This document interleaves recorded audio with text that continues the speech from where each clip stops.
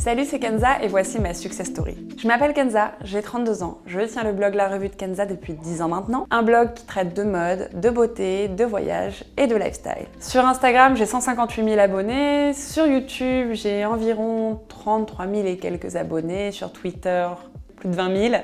J'ai une page Facebook avec 70 000 abonnés. Lorsque j'ai commencé à avoir plus d'abonnés sur mon blog, alors à l'époque c'était pas des abonnés, c'était des lecteurs, déjà Instagram n'existait pas, hein. Mon blog date de 2008, donc c'est une vieille histoire lui et moi.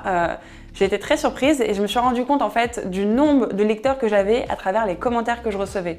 Je recevais énormément de commentaires qui arrivaient en plus de l'étranger et je comprenais pas trop d'où venaient tous ces gens, donc j'étais surprise, agréablement surprise.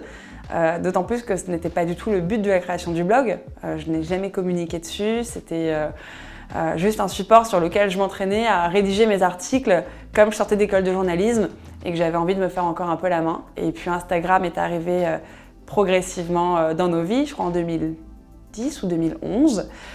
Donc 2 ou 3 ans après la création de mon blog, je me suis inscrite dessus et puis naturellement, tous les lecteurs de mon blog m'ont ajouté. Initialement, je ne savais pas vraiment ce que je voulais faire quand j'étais jeune. Je savais que je voulais travailler dans la mode, je ne savais pas vraiment dans quel domaine.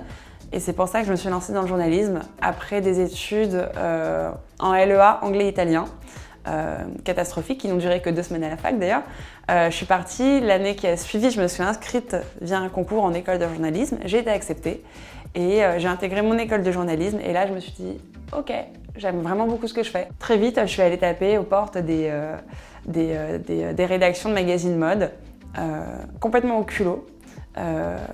Voilà, et j'ai commencé à écrire pour des magazines à l'âge de 21, 22 ans. Et mon blog est arrivé par la suite et a appuyé un petit peu toutes ces activités. Alors je n'avais aucune motivation initialement pour lancer mon blog.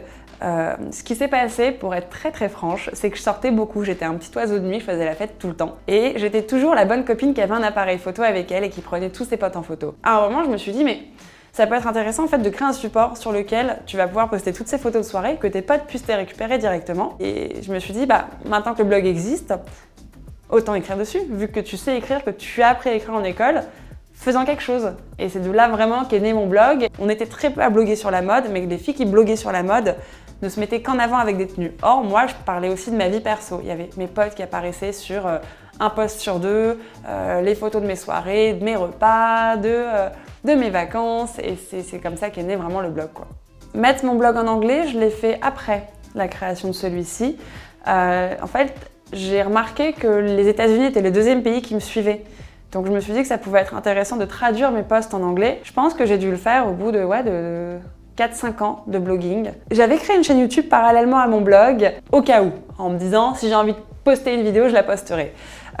Et effectivement, je postais des vidéos qui n'étaient pas montées mais qui fonctionnaient très bien. Et voilà, et en fait j'ai un peu délaissé effectivement YouTube quand ça s'est vraiment professionnalisé parce que je pouvais pas être sur tous les créneaux. Initialement j'étais blogueuse, donc j'ai vraiment continué à m'exprimer sur mon blog et puis YouTube, je l'ai mis un peu de côté. Et c'est vrai que j'ai repris YouTube depuis vraiment 2 ans avec du vlog, des vidéos beauté, des vidéos un peu plus, un peu mieux monté, un peu plus joli, un peu plus propre. C'est une manière pour moi de m'exprimer différemment et de montrer une autre facette de qui je suis, non pas que je veuille me montrer. Il y a des vidéos où j'apparais avec des boutons plein de visage, parce que c'est comme ça, parce que c'est la vraie vie et parce que j'aime bien montrer les off aussi de ce que je fais. Donc le vlog m'aide aussi dans cette démarche-là. Je ne monte pas mes vidéos, en fait je bosse main dans la main avec une monteuse. Tout ce qui est technique, c'est elle qui le fait, je maîtrise absolument pas le montage. Alors j'ai participé à Beauty Match, on est venu me chercher en me sollicitant du coup pour savoir si potentiellement j'étais intéressée. Je dois dire qu'au départ je n'étais pas intéressée. Je m'imaginais pas me mettre en compétition en fait. Après réflexion, j'en ai discuté un peu autour de moi et on m'a dit si, pourquoi pas, ça peut être cool. Ça peut être cool parce que déjà on te verra dans un autre contexte. De 2, tu sors de ta zone de confort et de 3, c'est aussi rafraîchissant dans le sens où c'est des nouvelles énergies, c'est des nouvelles rencontres, donc pourquoi pas. Ça s'est super bien passé. J'ai eu de la chance, les 2 personnes avec qui j'étais en rivalité, donc Mina et Cam, ont été hyper cool. On était vraiment très bienveillants les uns avec les autres, malgré le contexte de la compétition. J'ai été étonnée en fait de constater que les filles qui venaient pour des relooking avaient des vraies problématiques. Je m'attendais pas à des choses aussi fortes en fait. C'est gratifiant de pouvoir faire plaisir à quelqu'un et d'aider en quelque sorte quelqu'un, qu'il y ait des caméras ou pas, on s'en moque, mais c'est ce que moi j'essaie de faire en tout cas à travers mon blog et mes réseaux en permanence. Et là, c'était dans la continuité du coup de ce que je pouvais faire. Donc, je suis très contente de cette aventure. J'ai fait plusieurs choses en télé. Donc, j'ai fait des chroniques sur LCI, dans le milieu de la mode et de la beauté. J'ai fait d'autres choses même sur Fit TV à l'époque. C'est dire, ça date. Mais c'est quelque chose que j'aime, dans lequel je me sens à l'aise. Ouais. Je pars aux États-Unis, à Los Angeles. L'idée, c'est d'habiter entre Paris et LA. C'est vrai que ça fait 1 an que j'en parle, que les gens doivent penser que je mens, mais je ne mens pas en fait. C'est juste que le visa est bien plus pénible à obtenir qu'on ne le croit. C'est énormément de démarches. Donc c'est d'actu et j'espère que ça pourra être fait à la rentrée, en septembre. J'ai une communauté qui est bienveillante. Tout ce qui est haters et compagnie, j'en ai pas vraiment, donc ça c'est plutôt bien. Et quand bien même parfois j'ai un commentaire désagréable, c'est pas très grave. Le conseil que je donne tout le temps pour quelqu'un qui voudrait lancer son blog en 2019, alors déjà, aujourd'hui c'est plus la même donne qu'avant. À l'époque on n'était pas beaucoup, aujourd'hui il y a beaucoup de gens qui font ça. Les gens doivent juste pas perdre de vue qu'il s'agit d'un véritable travail. Alors ça doit être déjà démané d'une passion. Bloguer c'est une passion, c'est avant tout échanger, communiquer, partager. Si tu veux développer une audience, en tout cas, il faut faire ça de manière très professionnelle, avec des beaux visuels, sans faire de fautes d'orthographe. Le design du blog va compter aussi, et puis poster régulièrement et relayer à fond sur ses réseaux sociaux.